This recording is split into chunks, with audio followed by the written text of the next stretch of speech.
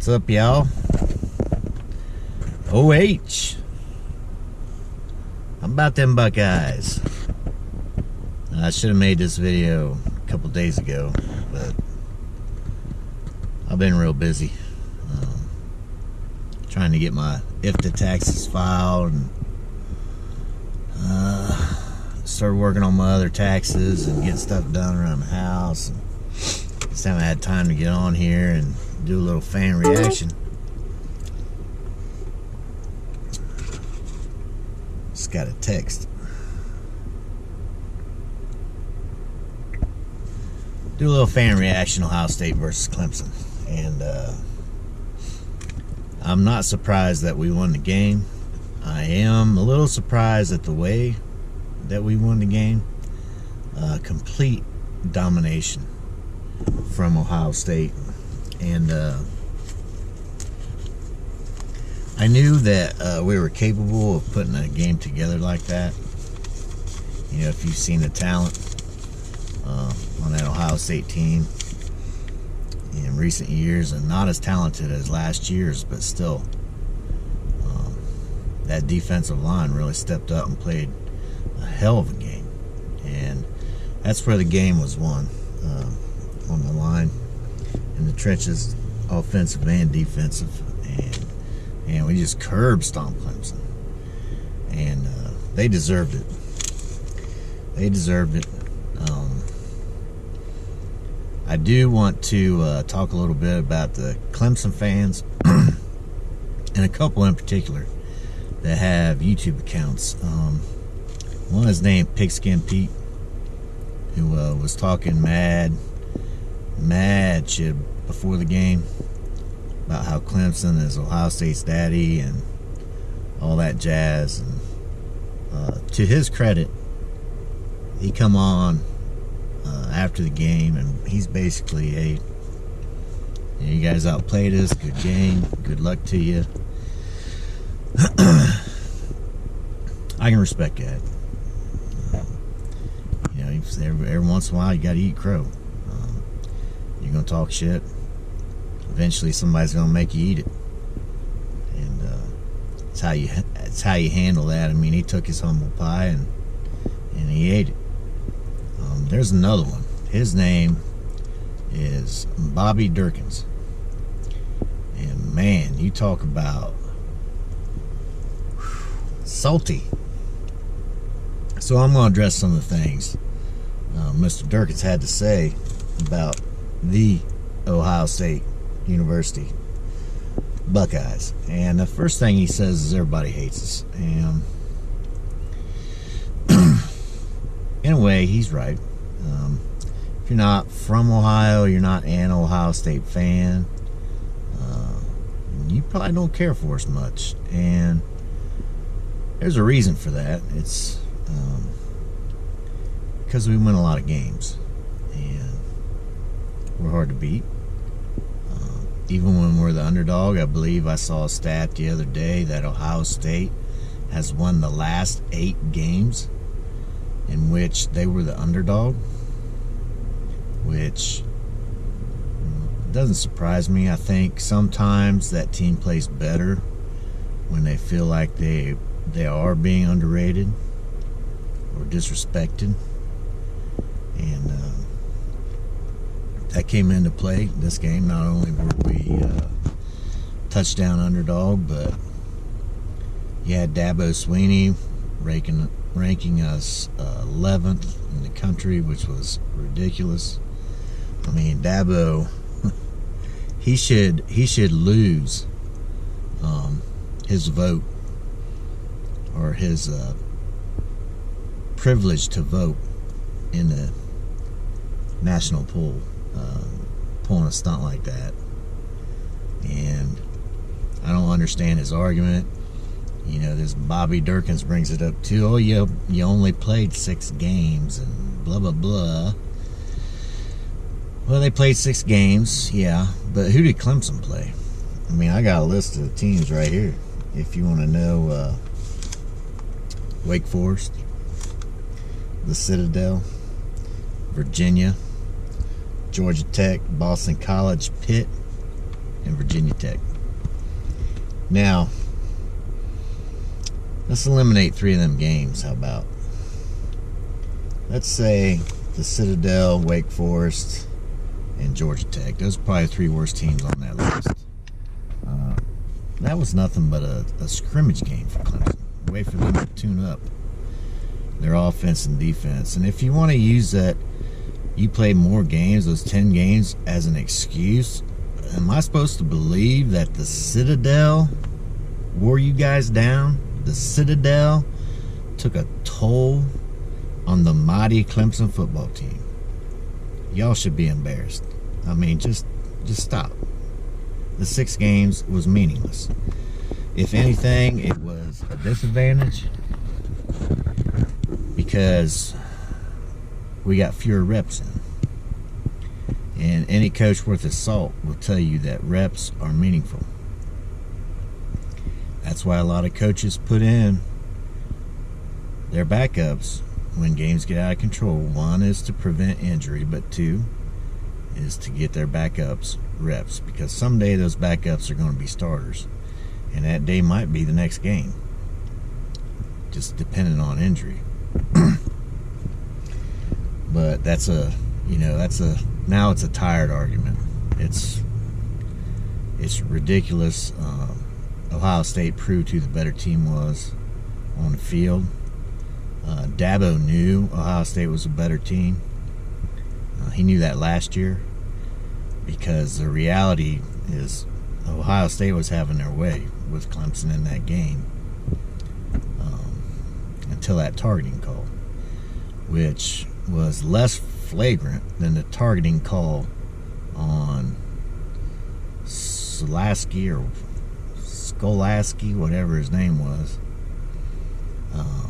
Guy put his head down.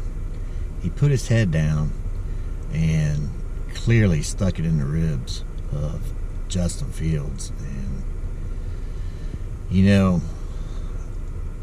I don't want to make any accusations, but the reaction from him and the Clemson players and the Clemson bench, the Clemson coaches,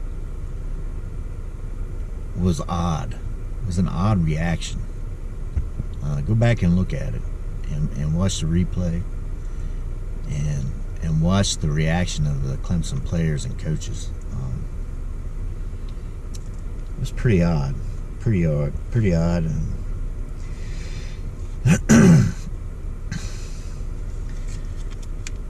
I know that that call last year on Shaun Wade, that changed the game. And I don't want to make too much of it.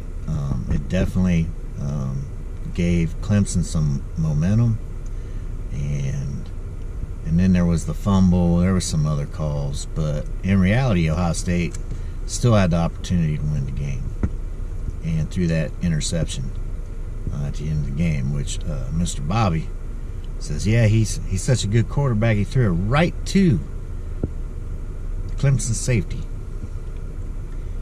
Well, Mr. Durkins, if you knew anything about football, which I know most Clemson fans don't, because y'all only been around about 8-9 years, you would know that Olave broke that route off because he thought Fields was going to scramble to his left, in which he would have been wide open.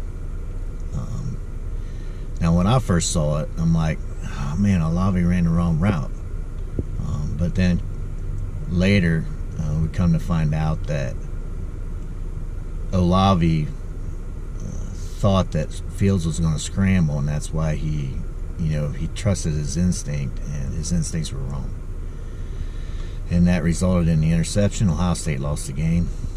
And I know there are Ohio State fans that are jerks, but hey, we could have won despite the poor officiating, which championship teams do. They overcome bad calls. They overcome their penalties. They overcome their mistakes, and they win games. And last year we didn't do it. But we were hungry this year. And I mentioned Clemson's only been around.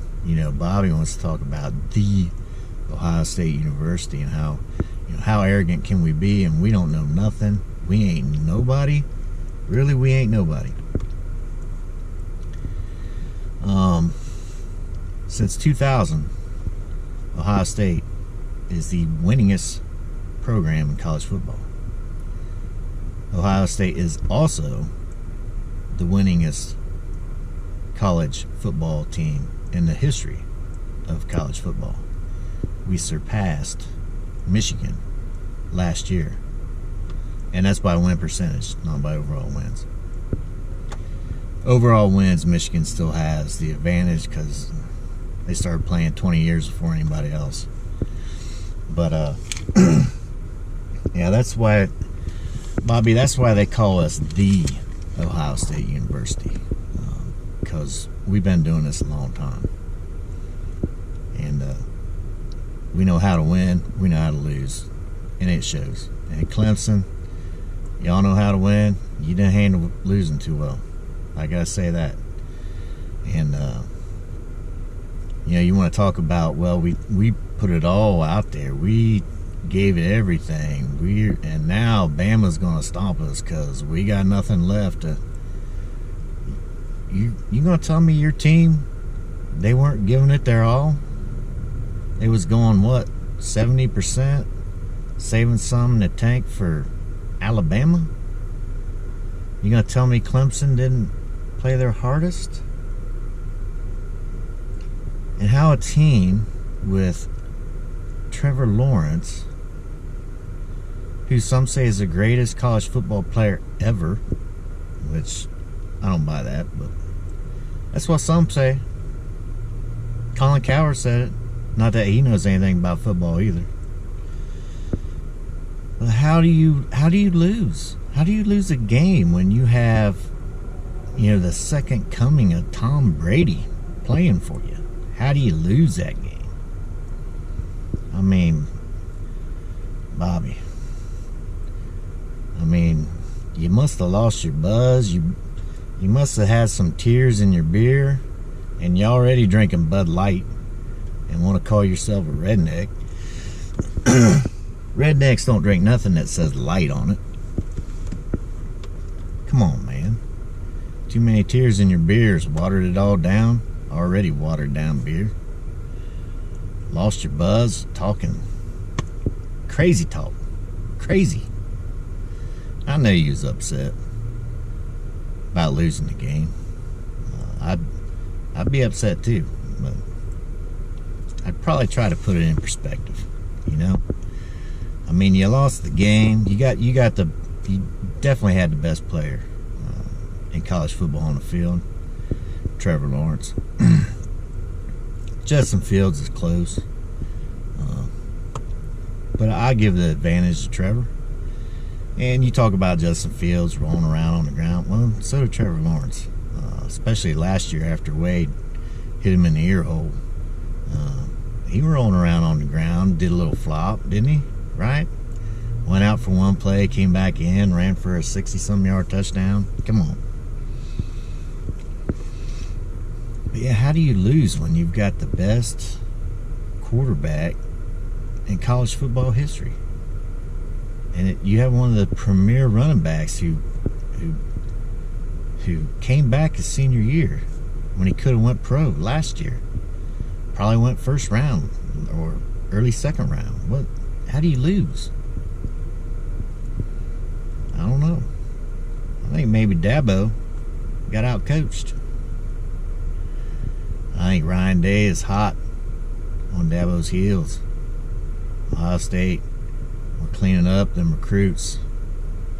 2021, we're second to Bama. 2022, number one right now. And we just got a lot of good recruiting material. Clemson, I know Dabo just got a contract extension with, I think last year. Did he get that? 10 years, 10 million, something like that. I don't seem like he lost a little bit. He didn't want to play Ohio State. That's why I ranked him 11. And he hates losing recruits to Ohio State. He thinks he's the mighty Clemson. Well, let me tell you, Ohio State, we've been around a long time. We've been winning games for a long time. You were 4-0. That don't seem to mean too much now, does it? But hey, I'm sure Clemson they'll be in the talk next year. I mean, the ACC laid an egg, 0-6. Yeah, they don't want to talk about conference play because their conference sucks. Clemson probably wouldn't survive a Big Ten schedule. I know they wouldn't survive an SEC schedule. But you're going to play in the ACC. You're going to probably go at least to your conference title game every year.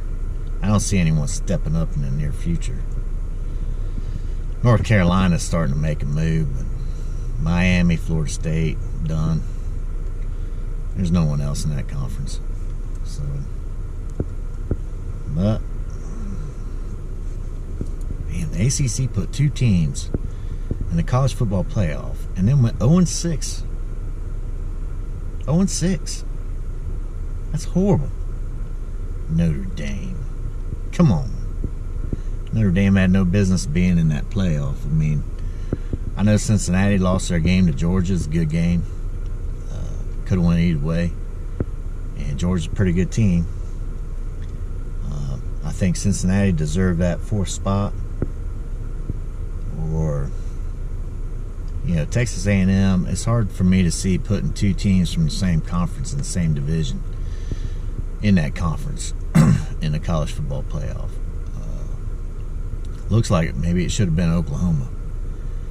And I don't know, that playoff system, it's going to change. They're going to add more teams. They pretty much have to anymore. But that playoff system, I'd like to see it being 18. 5 conference champions go in. 1 other than Power of 5 conference team. And then 2 at large. I'd kind of like to see that. I think if you win the Big Ten, you win the Big 12, you win the Pac-12, you win the ACC, you win the SEC, you're conference champions. You should be in the college football playoff. I mean, it's that simple. And if you can't win your conference, if you can't win your conference championship, you're not really a champion. So you're runner-up. You're miscongeniality. I mean, come on. You got to win your conference. And I said that, was it 4 or 5 years ago. Ohio State got in, didn't win the conference, had, I think, 1 loss to Penn State, and they put them in the playoff. Clemson blows them away. Well, they shouldn't have been there. That year, they shouldn't have been there. And I said that year. I got no proof of it, but you just have to take my word for it. I said that. And I believe that to be, that's how you should have to win your conference. And then 1 other than and 2 at large, I think, is more of a fair way to do it. And I'd even be all right with a 16 playoff, although that makes the buys and all that a little more difficult. But a 16 where you got the 5 conference champions and 1 other than, I'd be okay with that. But at any rate, can the Bucks beat Alabama? Yeah, I think they can. This reminds me a lot of 2014, where the Buckeyes had a lot to prove and they peaked at the right time. And what you saw was a pretty complete game against Clemson. And I think the Buckeyes are peaking. I think Alabama is a really good team, but they have not run into a buzzsaw like Ohio State. So I think Ohio State wins the game. I think it's close. I'd take the Buckeyes by 4. High scoring. I believe it's going to be high scoring. But let's just hope both teams stay healthy. There's no COVID BS. No one has to sit out because of that, or contact, or whatever. hopefully both teams get to field their best players and play their best game. And may the best team win. Go Bucks.